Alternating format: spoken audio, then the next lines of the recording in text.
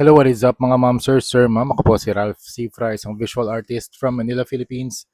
And today we are going to unbox and review the YOLO Park Metal Slug 3 AMK Mini Pro Series Metal Slug 3 Wave 1 Model Kit.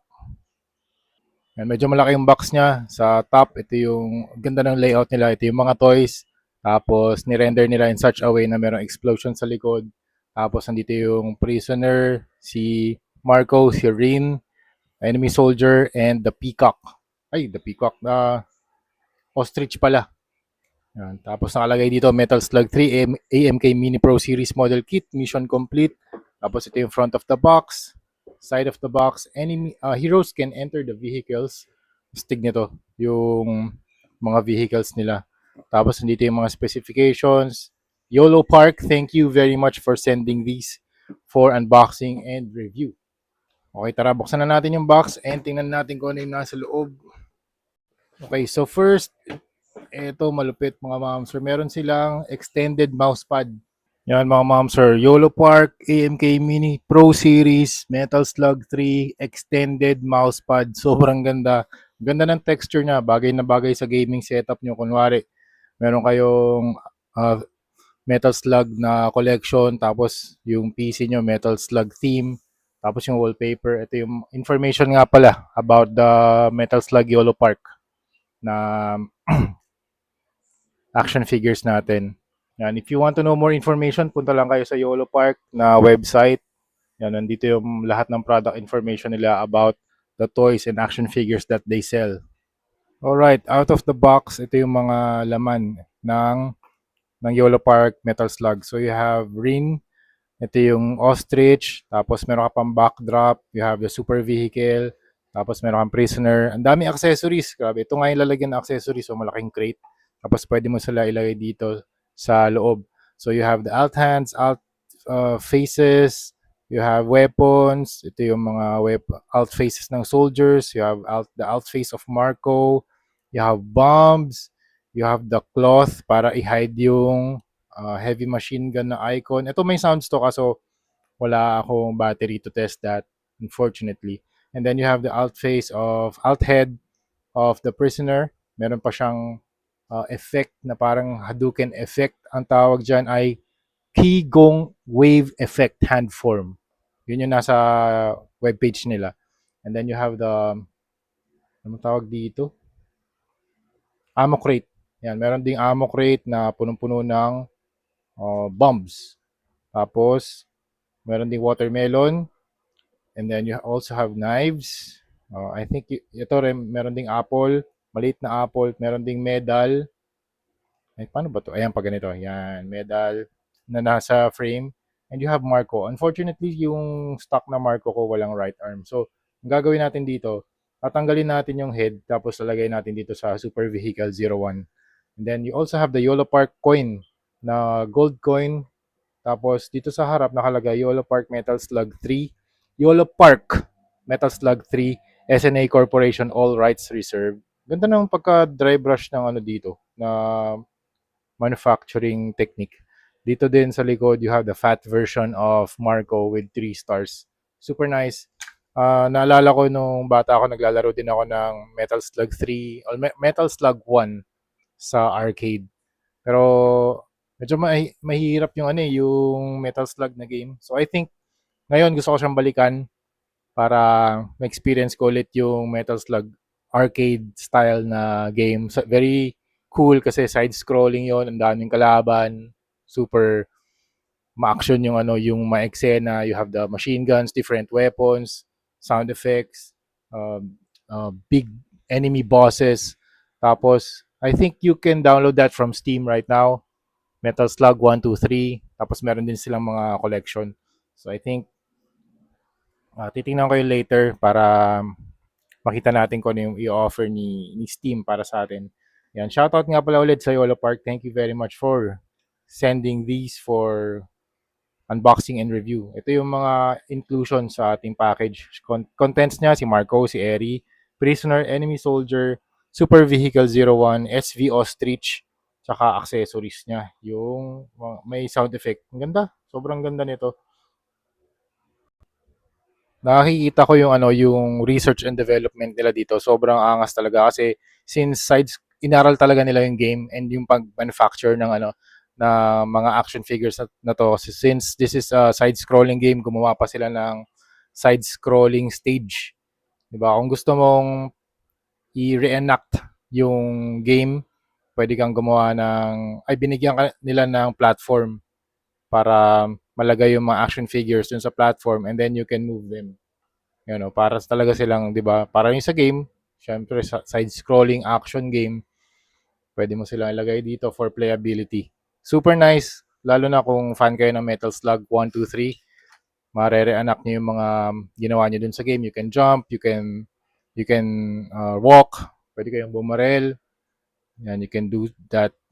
You can do those action scenes. And sa mga, I think sa mga susunod na versions, yung AMK Mini Pro Series Metal Slug 3 Wave 2 and 3, sana magkaroon ng mga bosses. Maangas din yung mga bosses doon kasi ang lalaki ng mga eroplano. I think meron pang alien. So, I think nasa research and development phase na sila. Pero this one is very, very cool. Babasahin ko lang din yung description nila doon sa website nila. Faithful to the original proportions. Ayan, sabi nila dito, what you want is authenticity. This familiar, cool, yet slightly chibi-style characters and vehicles come to life through Yolo Park's exclusive design. Painted accordingly to the original specifications, each color delivers a natural texture that resonates with your childhood memories. Totoo yan, Yolo Park. Kaya thank you very much sa mga action figures na to dahil very nostalgic itong mga figures na to lalo na pag nakikita ko tong SV super vehicle na to, yung SV01.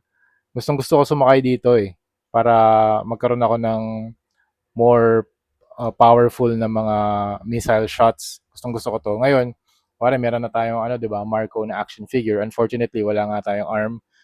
It's a defect din kasi tiningnan ko dun sa ano eh, dun sa package. Pero kinontak ko ulit si Yolo Park and I think they will send me an extra right arm for this for Marco. Yan. In terms of articulation, gamitin na lang natin sino ba pwede? Eto, sige, si Marco na lang din. Okay? De-describe ko muna si Marco. Si Marco, meron siyang yellow hair, you have the white band, very pointed nose, very large eyes, very chiseled chin.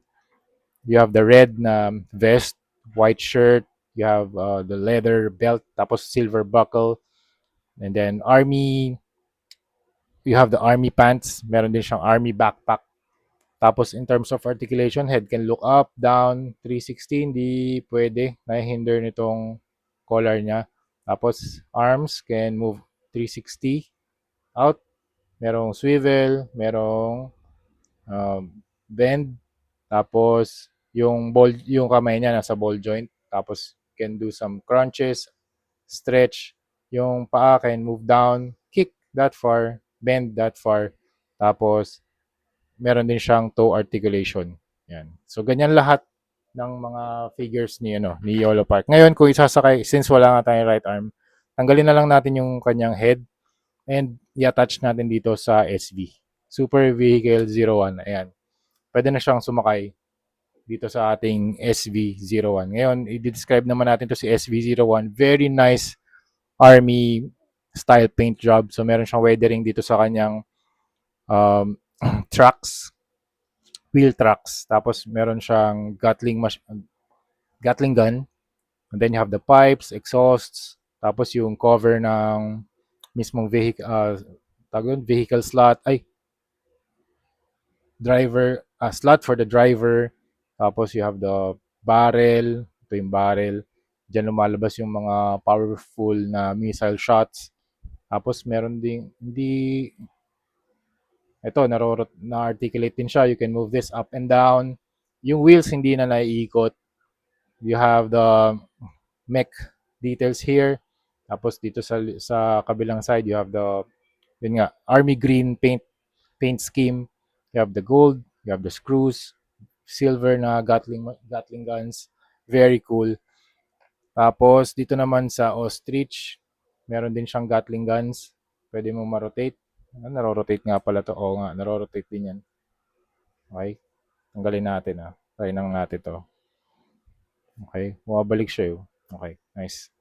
This is the ostrich, yellow beak, large eyes. You have some sort of hair. Then, parang gray, green, light gray, green na, beige. I think this is beige green na neck. Tapos, ang ganda ng gradient dito sa kanyang feathers dito rin. And then, pinasakay ko si Rin. Rin is very nice too. Yun yung mga proportions niya, ganda. Katulad nung sa game. So, meron pa siyang holster.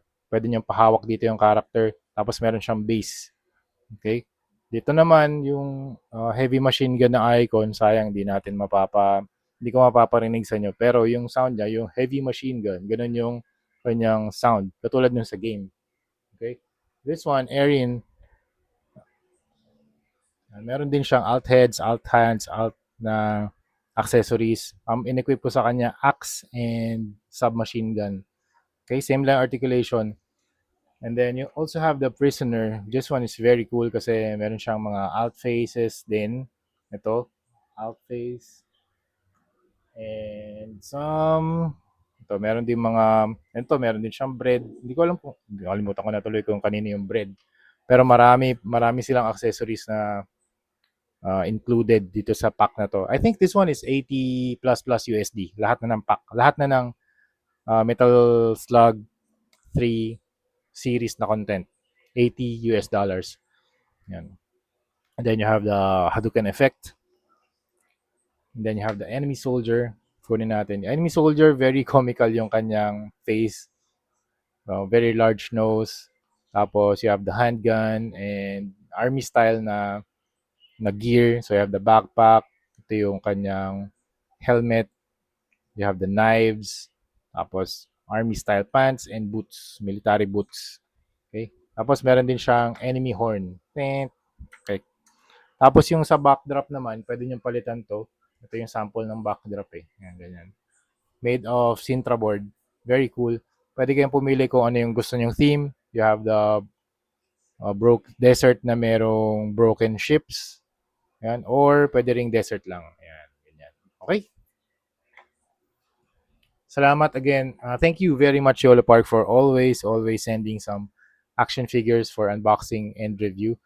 So this one is very cool. Gagawa tayo ng display para dito. Very soon. Okay? Alright, so yun lang mga ma'am sir. If you want to know more about Metal Slug 3 AMK Mini Pro Series Metal Slug Wave 1,